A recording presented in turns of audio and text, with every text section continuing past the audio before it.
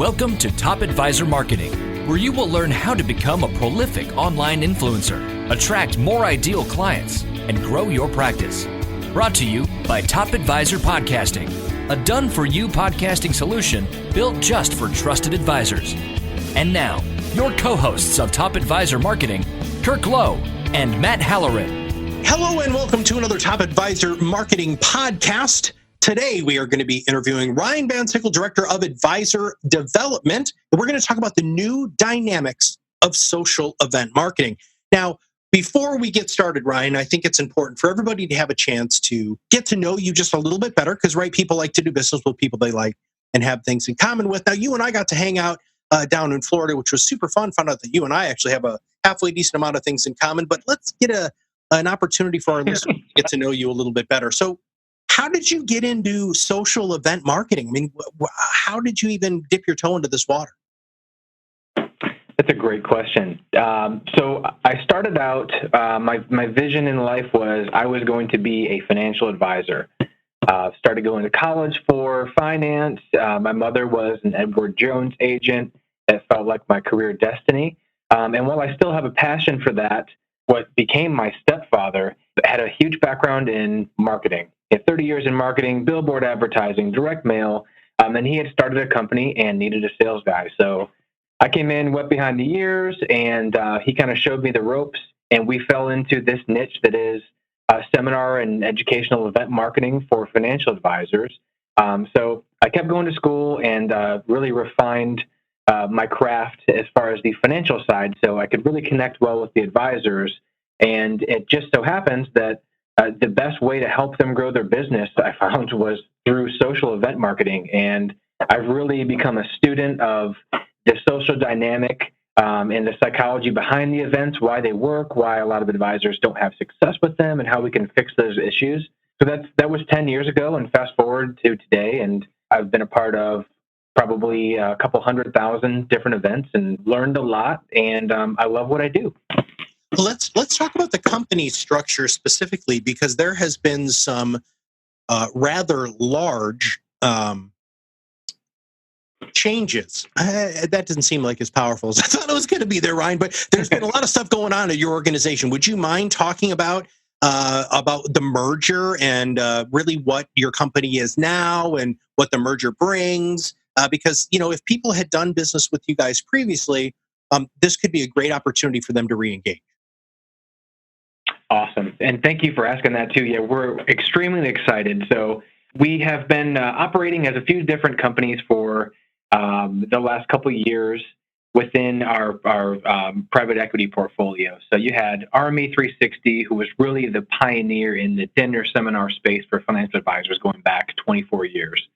You also had Resource Solutions, who opened its doors in 2009.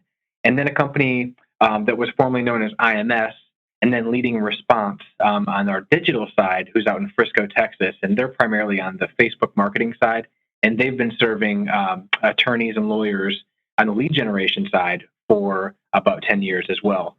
So as of July 22nd, 2019, we've brought all three brands together under that LeadingResponse name, where the RS, the Resource Solution, and RME360 side are really serving the direct side. And the digital arm is out in Frisco, Texas. So we're working on right now integrating the company. So we're not just seminars or not just lead generation, but we serve a variety of different verticals, and we provide seminar services. We provide lead generation, really new client acquisition strategies, whatever the best strategy is for the client. We want to be able to deliver that for them. So that's brand new. We're really excited about some new pricing models and technologies and just overall services that we'll be able to provide all of our clients. And we're right in the middle of everything right now, and hopefully we'll have some good updates for everybody. And we'll be doing more press releases as time goes on and into 2020. Who is your ideal client? When you really talk about, look, if these are my favorite people to work with, whether that is financial services, whether that's attorneys. I mean, you and I were talking about plastic surgeons when we were down there. So who is your ideal client? So, and you're right, it's not necessarily just financial advisors. We've helped financial advisors and attorneys, medical professionals, senior living communities, even franchises looking to sell their franchises to potential franchisees. It's really folks who sell a product or service that's considered a considered purchase. So something that's not a knee-jerk reaction. People want to do some research and be educated on it. And we found that the seminar approach has been the most effective way for people to come in. They learn for an hour. They can break bread with other people who are like-minded, looking to accomplish the same goals, whatever those might be. And the advisor gets a chance, or the medical professional, or whatever the host is doing for their business.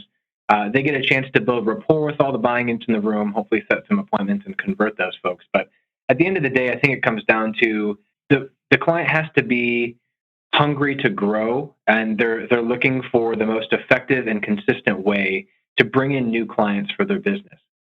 That makes sense. It does make sense. It makes a lot of sense. And I love that you just coined something that I hadn't heard before, which was, you said consider it. Say that again. The type of it's a considered purchase. Considered purchase. Right. So it's a high ticket item. It's not like going and purchasing even like a TV, where that might be on the lower end of the spectrum. But we're talking about moving potentially hundreds of thousands of dollars from one account to another, investing in a particular way, which could affect the rest of your life, and might, for some people who do it wrong, they might end up as a door greeter at Walmart one day. And that's where our clients are trying to help those people avoid doing. So those are considered purchases, purchasing a large annuity or insurance policy, or, investments, whatever that looks like, getting a huge medical procedure done, purchasing a franchise as a new profession. There's all kinds of, considerations out there. And that's exactly what that term refers to. When you look at the objections that you hear on a regular basis, we've all heard them in financial services marketing, how do you overcome some of those? And I'm going to ask you two specifically. The first one is plate lickers. The plate lickers. That's probably what comes up the most. Yeah. I think, like I mentioned, RMA 360 24 years ago really brought this idea of the dinner event. After doing some testing, they found that the dinner format has worked best. So it has taken on a life of its own throughout that 24-year period. So most advisors in this space have heard of dinner seminars, and whether they're on board or not, they're familiar with the idea. Throughout that time, there's also been introduced the idea of just doing educational events at libraries or colleges, and there's really a lot of benefits to doing each. We've just found the most success and the most consistent success, with dinners. And we've got a ton of data that we provide our clients to help them make informed decisions in that regard. But a lot of them want to cut corners and not feed people because there obviously is an additional cost associated with that.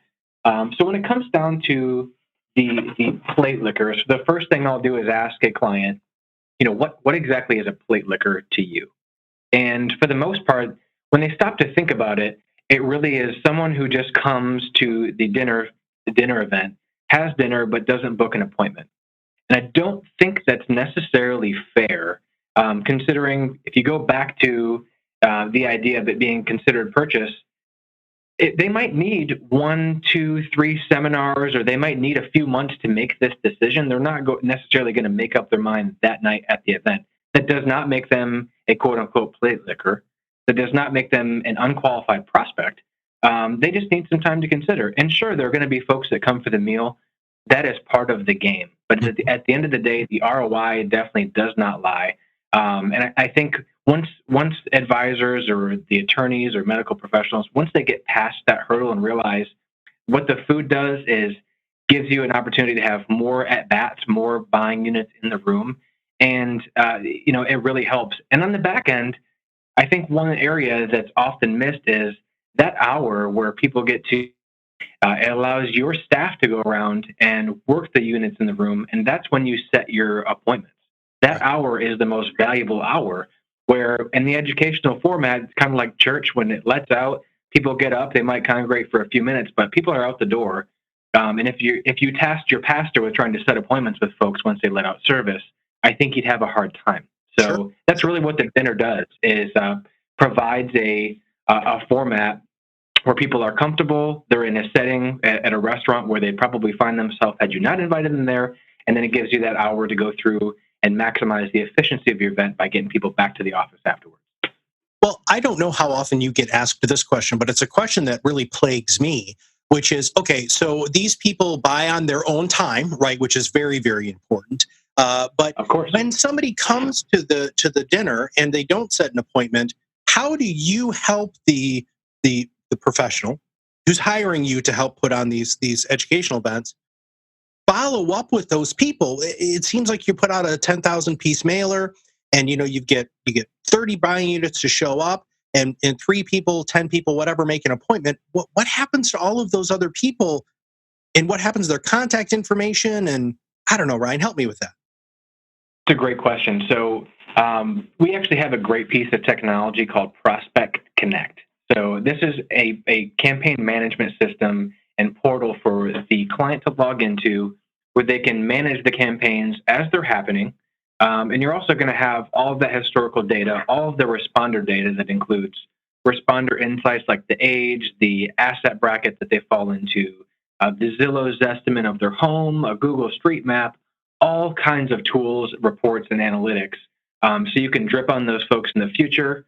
We've got some email drip campaigns to keep the prospects engaged afterwards. Should they have not had an opportunity to set an appointment, maybe their schedule didn't align at the time of the event. Maybe they made an RSVP for your event and didn't even end up making it. So you can status those folks and deploy campaigns to keep those folks engaged.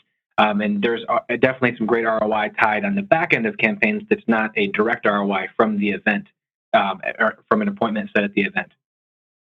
Now, I think that everybody needs to reach out to you, and you and I know that. We happen to be big fans of the face-to-face, building relationships, breaking bread with people. That's wildly powerful and super duper important. But I think that first off, before I get to my next level questions here, what is the best way for them to reach out to you and your team and find out a little bit more about what you guys do? Great question. Best way to reach me or to reach the company would be calling the main office line here, obviously, and that's 813-885-8200. You can also check out our website, www.leadingresponse.com. Do you prefer email? People should probably follow you on LinkedIn, right? So, just to kind of keep abreast of what's going on with the organization. Absolutely. So my name is Ryan Van Sickle, with a space between Van and Sickle. Check me out on LinkedIn. Absolutely. Love new connections. And then my email address is ryanv@leadingresponse.com. That's RYANV as in Victor @leadingresponse.com. All right, now we're going to take a moment just to find out a little bit about who you are and really what makes you tick outside of work. So when you're not working, Ryan, what do you do for fun? What do I do for fun?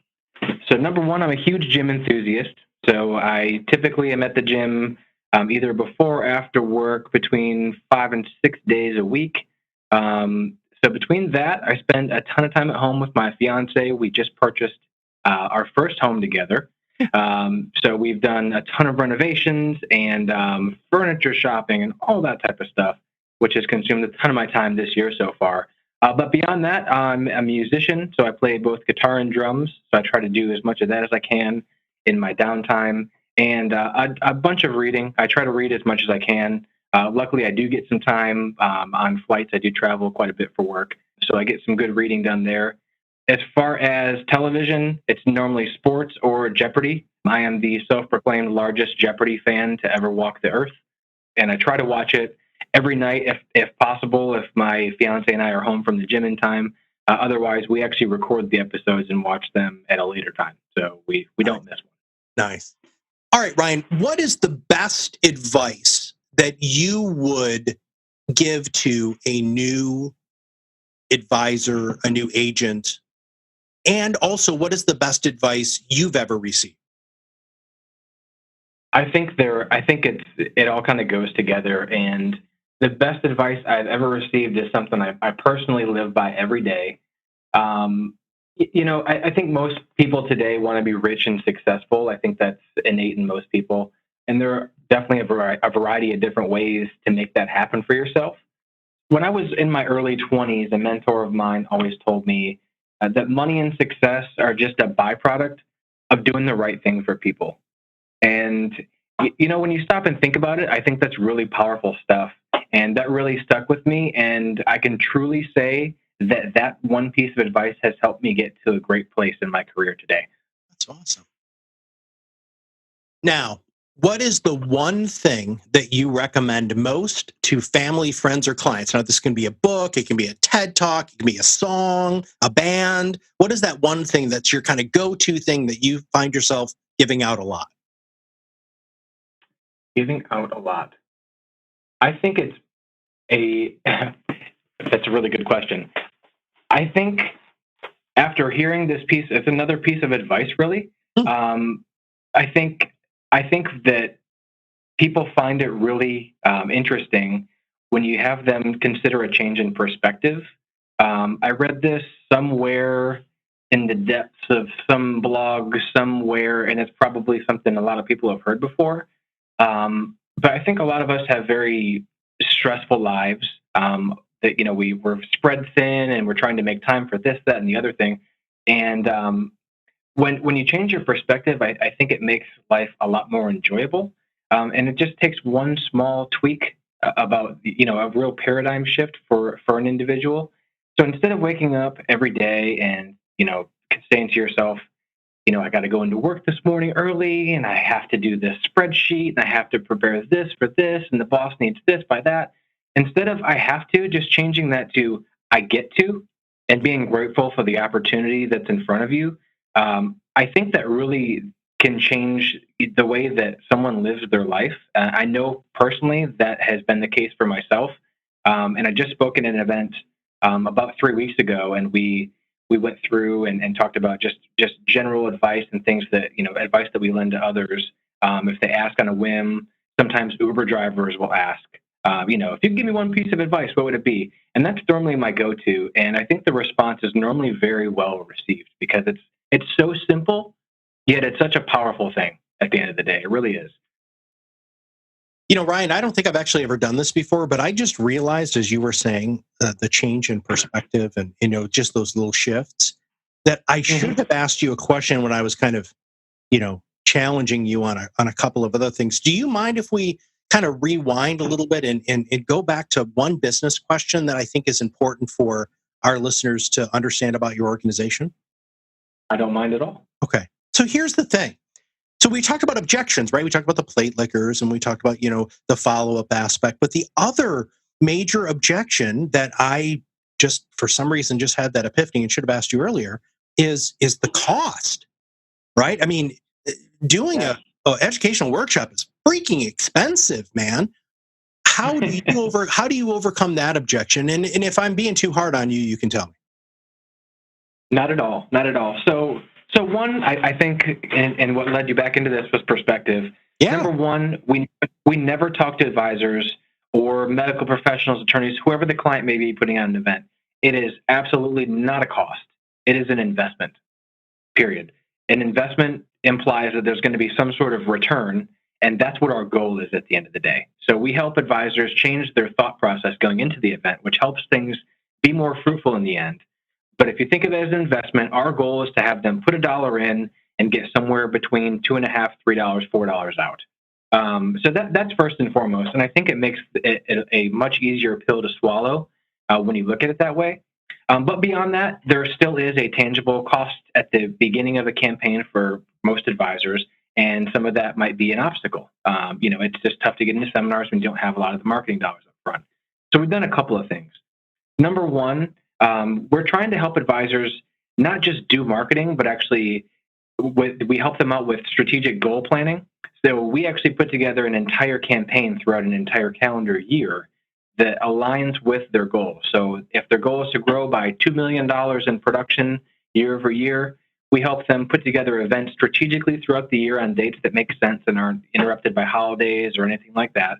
And then we'll take those campaigns and say it's going to cost you X amount of dollars, and we'll divide those payments up equally throughout each month of the year. So you have one low, flat monthly payment instead of having to come up with $8,000 one month and then nothing the next month and then $11,000 the next month. So it keeps it, from a cash flow standpoint, it's very, very friendly, whereas most marketing for advisors is not that way. Now, one other payment option, and this is our newest model, our Seminar Assurance Elite. They actually pay for the attendees that show up to the event after the event.